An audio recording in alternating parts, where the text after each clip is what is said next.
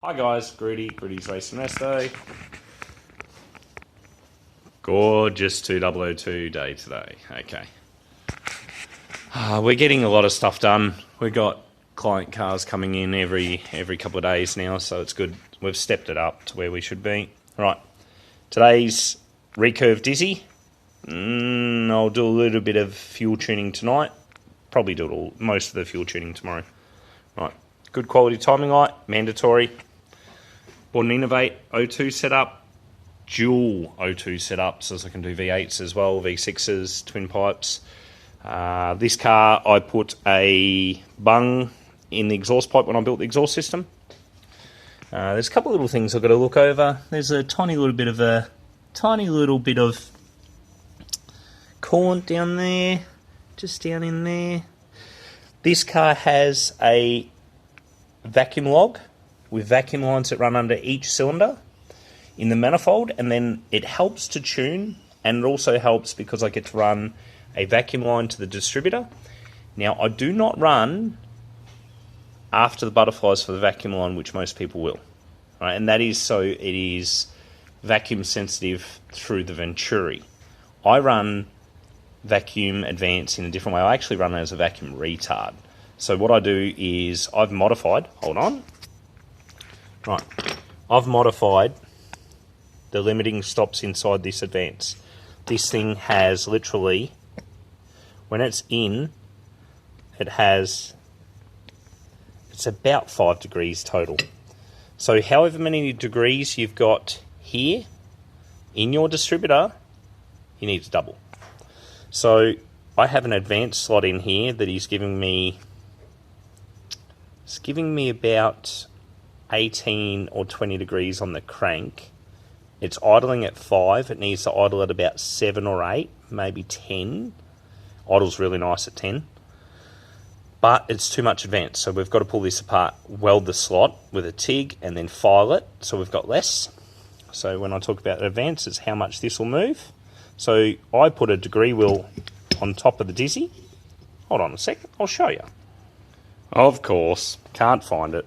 So what I do, I put a degree wheel over here, push this through the middle, and I point it, and I advance it, whichever way it goes, and I work out how many degrees I get in the dizzy.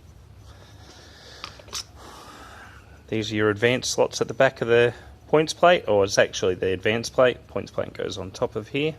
We're using a Petronix 2 in this, so we still use a points dizzy, just because this is 2002 early. I did want to put a late cam in it, and we ordered an early cam, not the late cam. If we order the late cam, we use a E21 or E30 electronic dizzy, and I recurve them. So yeah, I'll weld that up on this later on. I will find my degree wheel. I'll see if I can do a short. Might be able to use this, I don't know.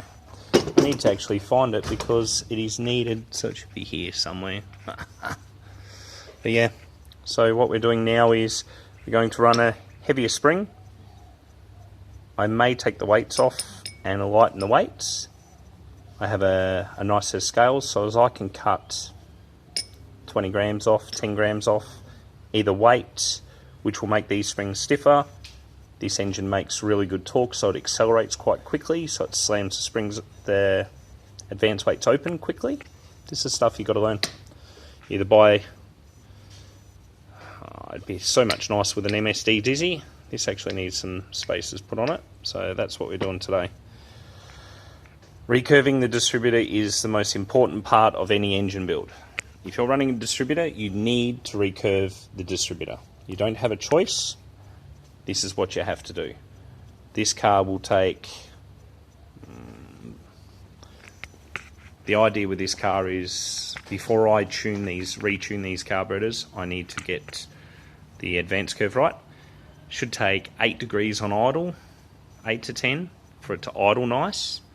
And then I don't want it to come on with any more timing till about 14 or 1600. And then by 2000, I'd like it to have 14 degrees, 15 degrees. By 3000, 17, 18 degrees. By 3,500, 4,000, it can have all in 20, 22 degrees.